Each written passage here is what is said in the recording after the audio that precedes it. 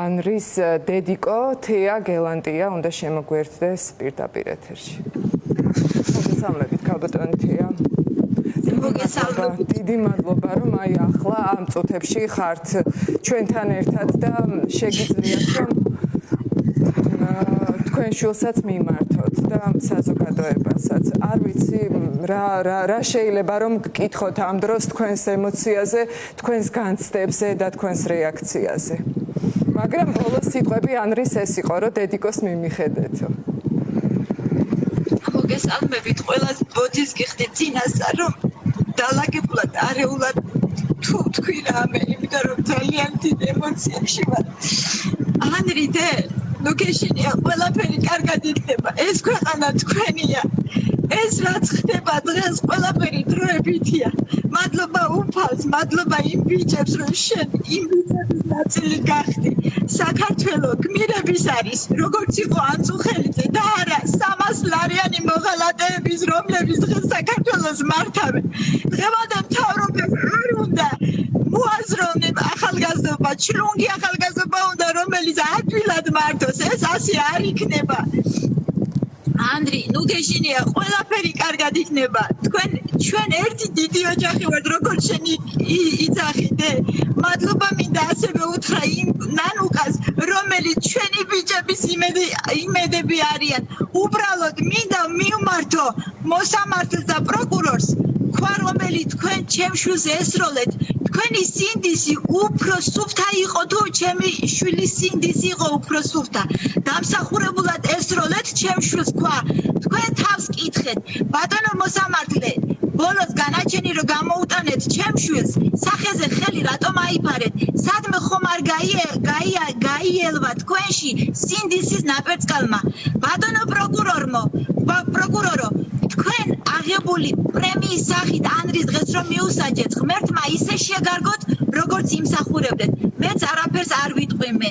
საქართველო ყოველთვის იყო გმირების და გმირების იქნება. ოდითგანვე ყოლია საქართველოს მოღალატეები და ასე რომ ყველამ ძალა ერთობაშია. მეტი რა ვთქვა, არ ვიცი, მე 12 წელია ემიგრანტი ვარ და მე ისეთი შვილი არ გამიზრდია 20% რომ ართავს საქართველოს. ქალბატონ თეა, მე არ ვიცი, მე მართლა პირველად ვარ ასეთ მდგომარეობაში, როცა ძალიან მიჭირს თქვენთვის კითხვების დასმაც, ეთერის წაყვანაც და ემოციის მართვაც, მით უმეტეს, რომ ახლა სტუდიაში ჩემთან ერთად არის ქალბატონი მარიზი კობახიძე.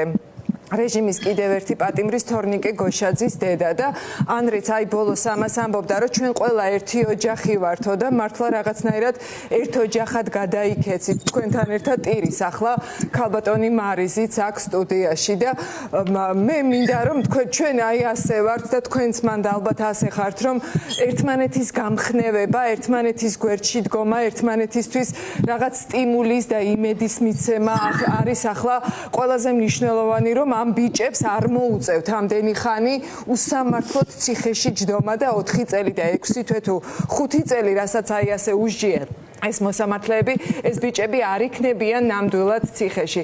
რას ფიქრობთ თქვენ, გაქვთ თუ არა ამის მოლოდინი, ამის იმედი, რომ არც ანრი, არც სხვა პატიმრები ამდენი ხანი არ დარჩებიან ციხეში და ამ ქვეყანაში ძალიან მალე შეიცვლება და გადაწყდება აი ეს უსამართლო სიტუაცია? უბრალოდ გაგცემთ მაკითხვაზეც პასუხს, უბრალოდ ხალხს მინდა მივმართო.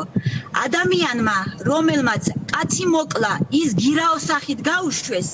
ეს არის სპორტსმენ ბექაურია, მე მგონი, ახლა განერულებული რო ვარ, რომ ნერვიულობ, გვარს ვერ ვიხსენებ. კაცი რომელიც მოკლა, ის გირაოს სახით გაუშვეს და ჩვენი ბიჭები, ჩემი შვილს პირადად არაფერი არ დაუშავებია.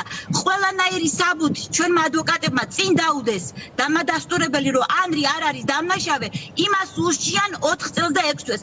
ეს სამართალია? ეს მთავრობა უნდა დარჩეს და ეს ხელისუფლება უნდა დარჩეს? არ უნდა დარჩეს. უნდა წავიდნენ. რა თქმა უნდა, მაქვს მე იმის მოლოდინი, მალე გადაშენდებიან ეს ეშმაკის მოჭკულები და ნორმალური ცხოვრება გვეღირსება. ყველა ის ხალხი, რომელიც ჩუმად არის, ჩვენი შვილების უბედურებაზე აგებენ თავიანთი შვილების ბედნიერებას და თავიანთი ოჯახის ბედნიერებას, მაგრამ ეს ასე არასდროს არ მომხდარა და არც მოხდება კიდე.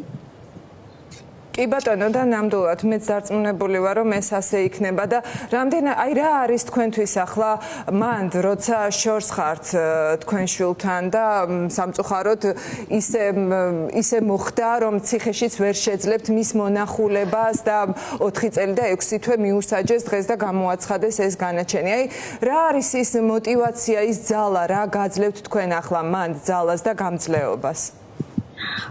უფლის რწმენა და ძალა, ლოცვის ძალა, რომელიც ქვეყანას აზანზარებს. მე არავისთვის არ მithქვია ეს.